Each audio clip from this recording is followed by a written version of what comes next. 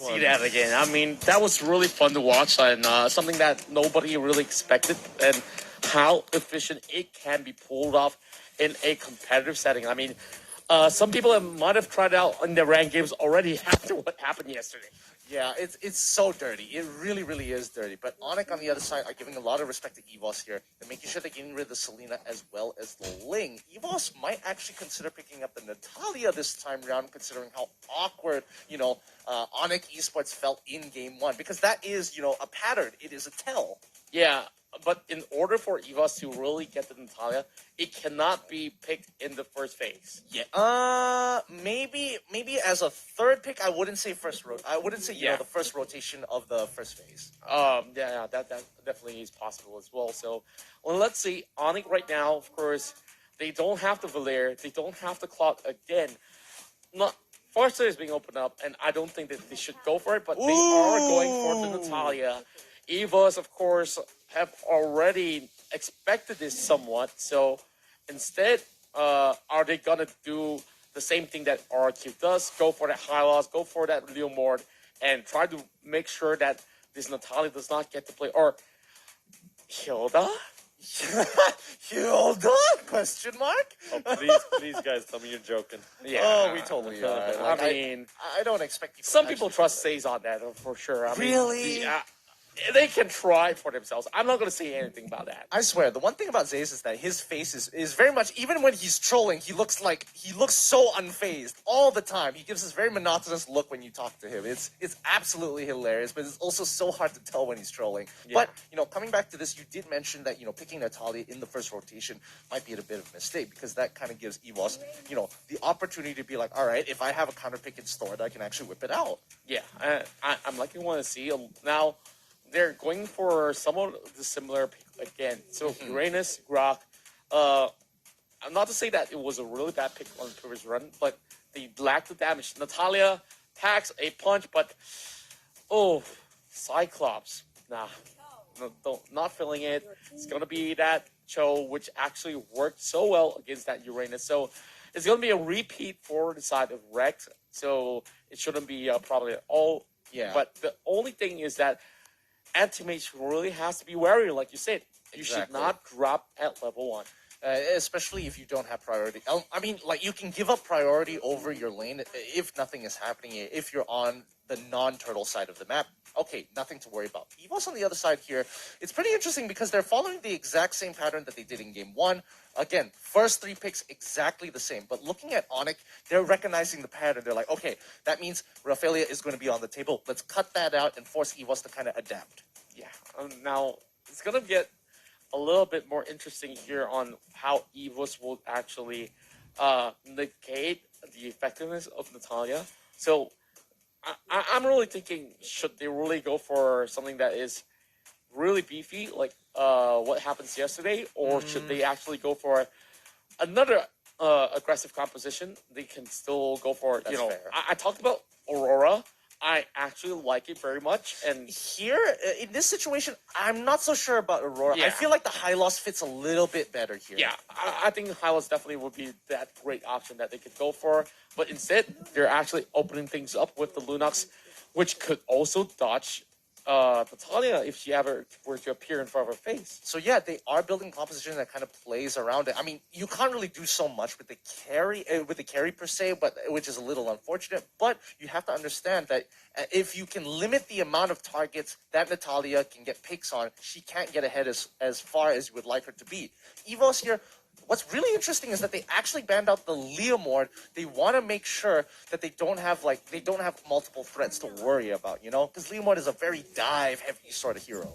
And I think that is definitely going to be able to actually work out for them if they can actually pick that one up. But, there's also Kimi to worry about. There's also Carmilla, which now things are looking so much better for the side of Onic as compared to game number 1.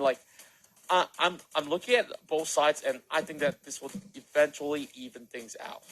Maybe, I mean, Natalia is going to have to, roam around the map a lot and look for those picks as soon as he can. Evos, on the other hand, locks in the Angela to get that added layer of protection. Oh, you smokescreen, you silence, you're going to try and one-shot my carry? No problem. Just press the Hearthguard, walk away. Oh, wow. Okay. They're bringing in the secret strat once again. Angela as the safety net, smart. But how much hits can they take? Because sometimes when the Natalia is being fed, she can just blow anyone up. So that definitely will be a trouble too. See, that's the problem. Can she actually get ahead into this game? Her targets are very limited to just carry. Everybody else has either mobility or is naturally tanky. So if they are low, especially for Evos, if they do get below 40%, 50% HP, they better start grouping up or looking to sit under the turret before they go for the recall. And that's definitely a fair point. So it's really how Onic really wants to make sure that they get back to their aggressive shape. They really need to go for those first bloods. They really need to secure all of which they need necessary to get themselves that lead. The turtle cannot be stolen anymore. Yep. And now, if all of that fails, this might just slip over from their hands. And Evos now one step away from the grand finals. Oh my goodness, this is going to be a very stressful game for Onic, being technically one game down. Ooh, yes, they chunk out wrecked here with a little bit of help from Natalia. This is what we were expecting to see in the early stages of the game, because right now, if Natalia doesn't put pressure on the map, then what's the point of the pick? Because she's not going to be looking to farm as hard as Kimmy or even some of the other more aggressive picks in the lineup, like Uranus. Yeah, I definitely would say that they are actually doing a little bit better so far with this sort of composition. Feels like they're so much more comfortable, but the damage output so far is so much better. They can actually pull off at least some re-engages for the side of Onic. But Evos, of course, they're sticking with pretty much almost the same thing. The only difference right here, of course, the Lunox takes a little time to actually get up again. So, do you feel like it's going to be hard? It might be a little bit, but it looks like they actually get the initial engage here. Rexy gets flicked on over with the help of Bajan to push him into safety, but they turn this around as Juan has already hit level 4. Kimmy, CW, he's not noticing what's going on here. He reacted a little too late. And the same goes for Rassi, who's forced to flicker back out of there. Well done to Evos there. Onic, it literally was 0.5 of a second too slow to react to Evos Legends, and that costed them first blood. Oh man, that really was close. I mean, the A4 effort, they tried really hard to actually get that pick off, but look at how Evos actually swarmed them right there. Like, they kind of knew it was coming, and they timed it so well. But here comes Bajan as well as Wreck. They are looking for Anti-Mage. Yeah, and it looks like Bajan immediately he is notified, like, oh, Natalia's nearby, boys. Well, we better chill. We wanted to go for this initial play on Anti-Mage, but I don't think it's going to be worth it this time around. And Rexy, he's going to put some damage into Anti-Mage, who is blocking a lot of the hits for CW, and as well as the Natalia, this Luminaire, forced to peel backwards. Now, with most of all these players now hitting that reset button, the next objective will be the turtle. I'm wondering whether or not will Onic give high priority onto this, but Anti-Mage not looking all too good. One more flicker to get that kill. Anti-Mage is getting a little too bold. He has to remember he's playing Uranus here, but looks like Evos is going to get one more kill onto that Grok. Oh, I don't know what to say. I feel like this is just looking pretty rough for them. Like, this is just a couple of mistakes that actually cost them so much, and now Evos has a free buff along with them, more EXP to deal with, and if we're looking at the top side once more, this is going to be Rex trying to actually secure the kill over on Anti-Mage. Anti-Mage will be pressurized by Rexy as well. He's getting changed all over the place, and this is definitely not helping. Yeah, for at least Anti-Mage, he played this situation well. He quickly goes up into the jungle, and now the bottom side, Udil actually gets a freebie for himself. Can they take this turtle away? Who gets it? It looks like Rassi's base damage as Grok with the power of nature was able to secure the turtle. That's going to be really really, really big for them, as now they should be able to slowly catch up into that EXP section. Rexy quickly going into that brilliance, and now Bajan coming in huge, securing that kill as Juan pulls on through with the help of the Angela. Juan getting flicked over with the ejector, Bajan using it really, really well. The distance has been closed, and now Juan wants to get one more. My goodness, that was big turnarounds coming in from Evos Legends. Like, you thought that Lunox was going to die off? Not exactly. They just bounce back and they swing the bat straight towards their heads. And now Evos Legends so far up ahead. This one turn for them, and over a mid lane here, Rexy did not get walled off, and here comes Bajan, so he is A-okay. Wow, you know, but John, usually you don't see Jawheads utilize the ejector as an escape mechanism or a way to, you know, push your lead using your team, throwing your teammates forward and things like that. Oh boy, Rex in a lot of trouble here. He doesn't have any more hits of the Jukundo. He gets hit by the stun from Sasa, quickly flickering out of there. What? One last hit. Does he have the Shinpo? No, he does not. Well, I would say that that's too much for him. I mean, Vernon versus Tree, and he's been diving. He should have expected a little bit more pressure coming in from Onyx's side. But hey, 2 kills for the side of Onyx Esports. Maybe they might just actually be able to utilize some of these goals. Like here comes Bajando. You know what's interesting? I don't think people realize that Rekt single-handedly earned Evos Legends mid-tier 1. And here's why. Because the moment they all started pulling pressure towards that top side to make sure they secure the kill onto Rekt's Cho, they were able to get a better position here onto that mid lane to break tier 1. Anti-Mage is still alive. My goodness. He's still pulling it through. And this is what I was talking about. If Anti-Mage had gone even with the Cho and not given the initial solo kill, again, he would have been in this position where he can actually tank quite a bit more damage. Oh yeah, definitely. Evos have already had this master plan going all along. Like, yep, they did give 1 kill away. They can't afford that because it's wrecked. I mean, later on, he still will be pretty much effective now that they've also got that turtle as well.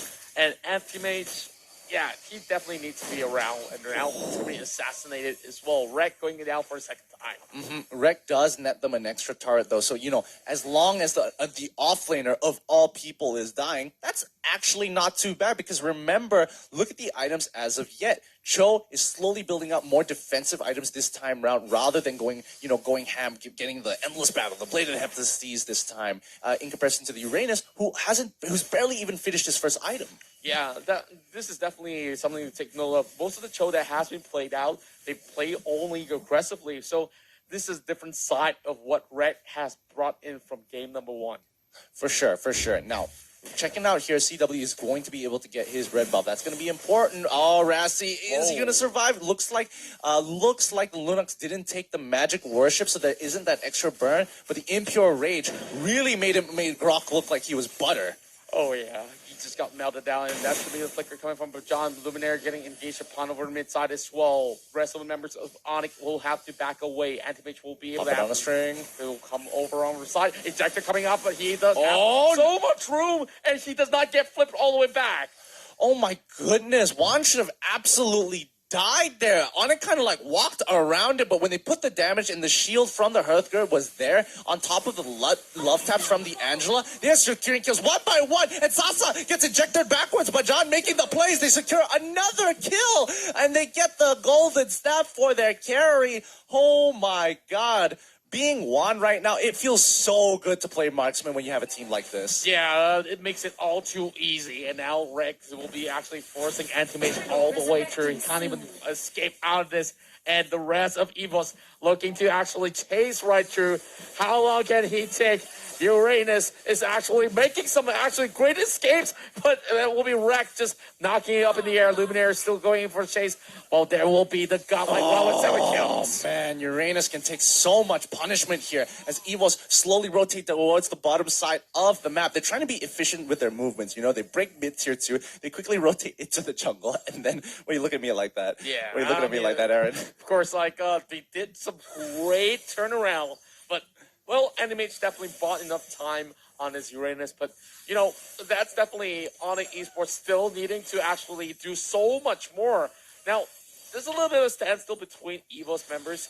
And I'm not too sure why. It seems like they've already set this up and wrecked as ready for the Royal Dragon, while we, of course, have one taking out the turtle as well. Yeah, this is like a pseudo commitment coming in for Evos. They know that their main damage dealer isn't there, so they don't want to initiate too hard. They're kind of like, if we get a pick, we get a pick. If we don't get a pick, that's absolutely fine. Just don't use too many abilities. Save your resources until we have everybody. We can't afford to make a mistake like this again. Yeah, they definitely cannot afford any mistakes at all. And we're looking at Luminaire, he can easily just run free. Doesn't really care whether that Rassi could actually pull off that wall charge. They are actually opening up bottom lane. They know they can't defend this. They know Babajan will go in with the ejector and wreck. Constant pressure on the top side. This is definitely that juggle that they are looking for. So who knows? Onic might just be able to actually find a way to actually turn this one around. Yeah, Rose Gold Meteor just being purchased by Juan. Juan quickly goes back, but John flickers forward, catches and teammates with the ejector, and now the Angela with the Hearthguard is going to be enough, but nobody is close enough for that puppet on the string to get an effective snare and slow. But Anti-Mage, he has to be so careful. He only took like, what, 8 auto attacks, and that already chunked him out at least 70% of his HP. Yeah, and now Juan, of course, with that, he will be able to actually push things off. Animation is forced to actually hit up instantaneously. Like Rassi as well, he forced his flicker right there. So effectiveness, I'm not sure. Can they even do much towards the side of Evos? I feel like they have already scaled off the chart, and Juan proves to be the superior marksman in this game. Yeah, and Juan is just taking his... I mean, you say superior marksman, but when you have an entire team dedicated to keep him alive with the Angela as well, it's just ridiculous. And the setup from Bajan is just, it feels... I mean, if I was in Juan's position, I'd be like, this is the greatest role ever. Yeah, I mean, what can Natalia really do here? So far, not even single successful assassination, and we can already understand why. So they didn't really need to actually draft a full tank comp.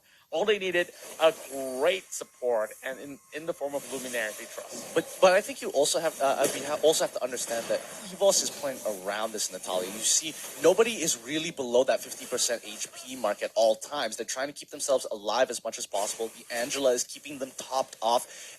After some big plays, if somebody's low, they quickly either hide away from the Natalia as quickly as possible, and recall to the base to make sure that they are healthy, so they don't give an opportunity for that Natalia to get those freebies. Because once she gets a couple of those freebies, that snowball starts rolling forward. She eventually can start hitting the bigger targets. Like, oh yeah, now I can start one-shotting the Cho. I can start one-shotting your Jawhead. Yeah, that's pretty much right. And so far, I'm really concerned here. They do have the Lord. It's marching over the top side here, while the rest of Evos, they just need to pressurize either one of these lanes and look for the end point. Oh yeah, you can see Bajan already going in with the flicker. He actually whiffs the ability. He has to use his ultimate on to Rassi to get on now. This was a little bit of a mistake, a little bit of a misplay coming in from Evos. However, they do have Lord. They want to make the best of the situation. Juan already has Angela already inside of. They secure the kill onto Grok. He's dodging around. Those love taps are keeping him so alive. It's actually infuriating as they look to secure the game. And this will be Evos Legends heading back to the Grand Finals. How are these